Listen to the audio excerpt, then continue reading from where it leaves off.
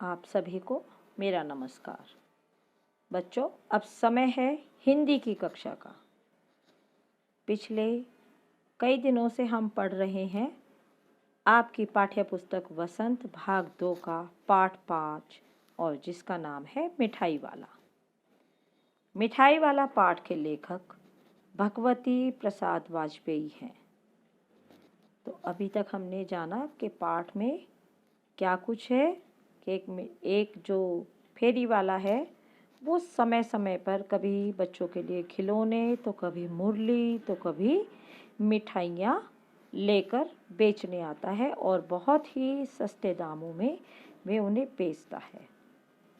तो आज हम इसी पाठ के जो अभ्यास प्रश्न हैं उन पर चर्चा करेंगे।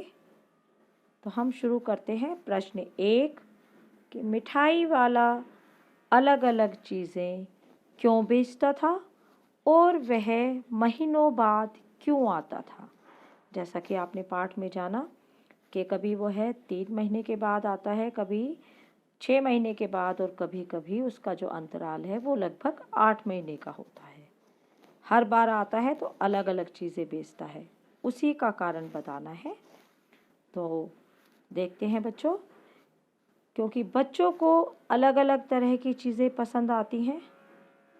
मिठाई वाला उनकी पसंद को ध्यान में रखते हुए अलग अलग चीज़ें बेचता था और वह दूसरे शहरों में भी जाता था, दूसरे गांवों में भी जाता था। तो इस कारण से उसे सामान बेचने के लिए और जगह भी जाना पड़ता था। इस कारण से वह जो एक स्थान है जिसकी पाठ में चर्चा की गई है, वहाँ आने में उसे महीनों लग जाते थे। अब बच्चे हैं, उन्हें एक चीज़ बार बार रोज ही एक चीज़ दे दी जाए तो वो शायद पसंद ना आए।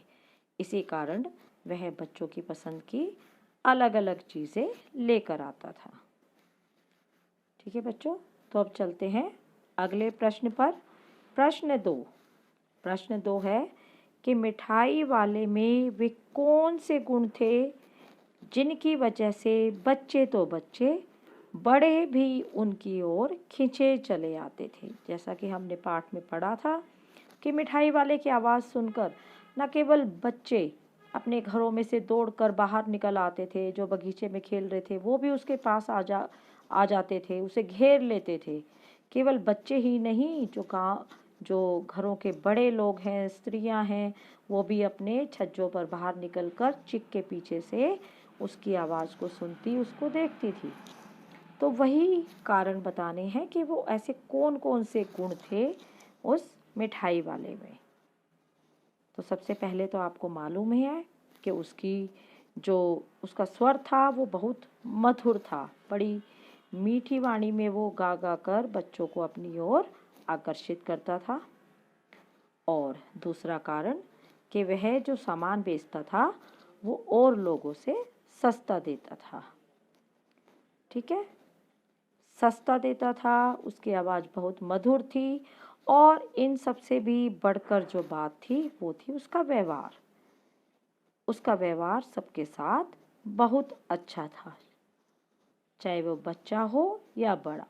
तो उसकी यही बातें सबको अपनी ओर आकर्षित करती थी कि सब उससे खिंचे चले आते थे। तो उसके अंदर यही सारी विशेषताएं थी। ठीक है, जो उसकी आवाज़ को सुनकर लोग प्रभावित होते थे, बच्चे उसकी ओर खींचे चले आते थे। ठीक है बच्चों, अब चलते हैं प्रश्न 3 की ओर। प्रश्न 3 में पढ़ती हूँ। विजय बाबू एक ग्राहक थे और मुरली वाला विक्रेता। विक्रेता कौन होता है? जो सामान को बेचने वाला होता है। दोनों अपने अपने समर्थन में क्या तर्क पेश करते हैं। जब जो ये विजय बाबू हैं अपने बच्चों, जो उनके बच्चे थे 2 छोटे छोटे, चुन्नू और मुन्नू, उनके लिए जब बांसुरी खरीदने गए थे तो वो मोल भाव कर रहे थे। वो कहता था कि और जगह से लोगे तो 3 पैसे की मिलेगी, लेकिन मैं आपको 2 पैसे में ही देता हूँ।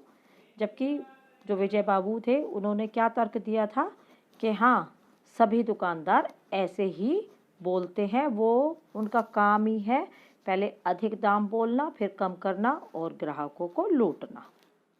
ठीक है, तो आपको दोनों के ही तर्क बताने हैं, दुकान वाले के भी, यानी कि उस जो सामान बेचने वाला था वो मिठाई वाले के भी, और साथ में विजय बाबू के भी। तो अब उत्तर देखिए कि सस्ता सामान मिलने पर भी विजय बाबू का तर्क था कि मुरली वाला झूठ बोल रहा है और उस पर सस्ता सामान देने का एहसान लाद रहा है। जबकि मुरली वाले का तर्क क्या था कि चाहे दुकानदार हानि उठाकर भी चीज़ें बेचे, पर ग्राहक को तो यही लगता है कि दुकानदार उसे लूट रहा है। ठीक है बच्चों, यह हो गया प्रश्न 3। अब चलते हैं हम आगे प्रश्न 4 की ओर कि खिलौने वाले के आने पर बच्चों की क्या प्रतिक्रिया होती थी। कि जब खिलौने वाला गली में आवाज़ लगाता था कुछ भी बेचने के लिए, मिठाई बेचने के लिए या खिलौने बेचने के लिए या मुरली बेचने के लिए, तो बच्चों की क्या प्रतिक्रिया, मतलब क्या रिएक्शन होता था, वो कैसे उसको रिएक्ट करते थे। तो देखो बच्चों कि खिलौने वाले की आवाज़ सुनकर बच्चे बहुत खुश हो जाते थे। वे अपने घरों से, पार्कों से, जहाँ कहीं भी वो होते थे वहाँ से दौड़कर खिलौने वाले को घेर लेते थे और उससे खिलौने देखते थे और उससे खिलौने या जो भी वो बेचता था, मुरली या मिठाई, उससे वो खरीदते थे। तो बच्चों की यही प्रतिक्रिया होती कि वो सब मुरली वाले की आवाज़ सुनकर या उसको देखकर बहुत अधिक खुश हो जाते थे। ठीक है बच्चों, तो आज हम केवल 4 प्रश्नों पे ही चर्चा करेंगे। बाकी के जो प्रश्न बच गए हैं वे हम अगली वीडियो पर उन पे हम चर्चा करेंगे। तो आज के लिए बस इतना ही। धन्यवाद। शुभ दिन।